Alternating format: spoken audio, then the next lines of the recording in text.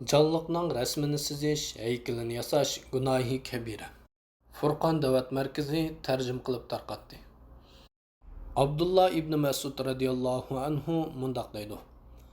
Men payg'ambar sallallohu alayhi va sallamning shubhisizki qiyomat kuni Allohning dargohida eng qattiq jazolanadiganlar canlıqning rasmini sizdigan yoki haykalni yasaydiganlardir deganligini angladim. Buxoriy 5952 numaralı hadis. Nafi'dan bayon qilinadi. Abdullah ibn Umar Rasulullahning o'ziga mundaq deganligini aytgan. Shubhisizki bu suratlarni sizganlar qiyomat kuni jazoga uchraydi.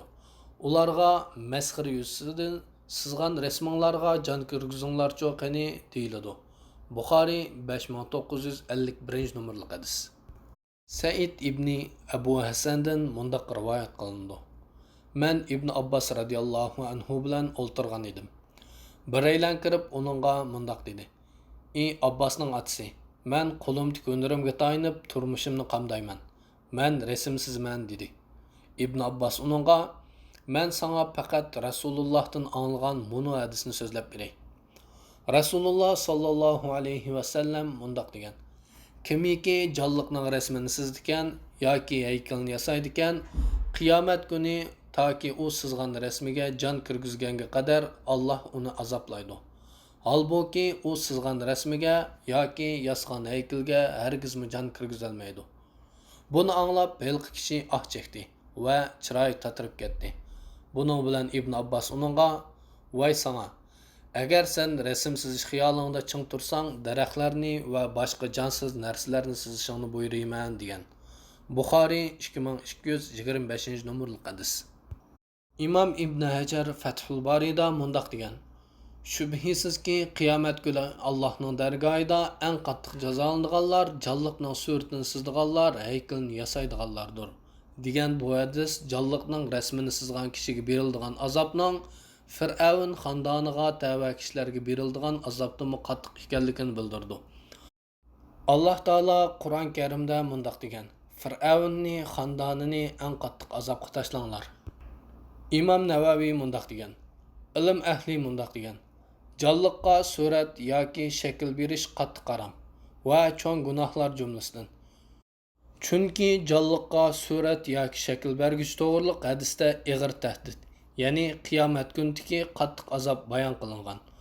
Canlıqqa surat yoki shakl bergichi canlıqning rasmini yoki shaklni mayli uni xo'rlash, haqorat qilish uchun sizgan yoki yasag'an bo'lsin, mayli boshqa maqsadda sizgan yoki yasag'an bo'lsin, qilmishi baribir cho'ng gunoh hisoblandi.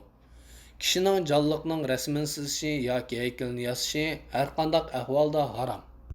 Sizgan rasmi mayli kiyimida, mayli selincha, mayli dirham, mayli dinar, mayli parcha pul, mayli saqlash asboblari, mayli boshqa narsa ustida bo'lsin, baribir haromdir. Jonsiz narsaning rasmini sizish harom emas, ruxsat.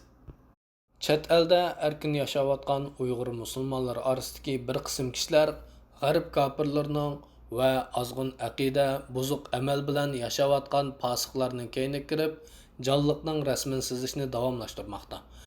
Maktab, yaslilarda canlıqning rasmi sizilmoqda. Uyg'ur farzandlari ota-onasining bu vaqtdagi bexastaligi va bilmasligi, bilsimi amal qilmasligi tufaylidan cho'ng ziyon ichida cho'ng bo'lmoqda. Men har bir ota-onaning bolasini canlıqning rasmini sizishdan to'sishini tavsiya qilaman.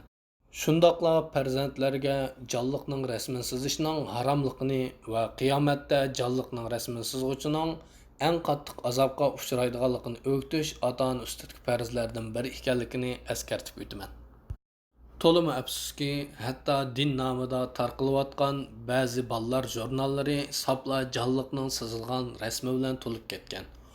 Qur'on va sunnatni tashlandiq qilib, havo havasini iloh qilib olgan bir turkum musulmonlar bundoq jurnallarni bozorga setish, tarqitish, setib olish va o'qish bilan mashg'ul bo'lmoqda. Bu qilmishlarning hammasi Allohning g'azabini qo'zg'aydigan, bandini dunyo va oxiratda ig'ir ziyonga uchratadigan botil qilmishlardandir. Baxt saodatning yo'li birla. U bo'lsa-mu ayol, qari yosh, cho'ng kichik, boy nomrodlarning hammasi Qur'on va sunnatdagi ko'rsatmalarni o'rganish va uningga amal qilishdan iborat. Mujtahidlar fatvolar blogidan ilindi.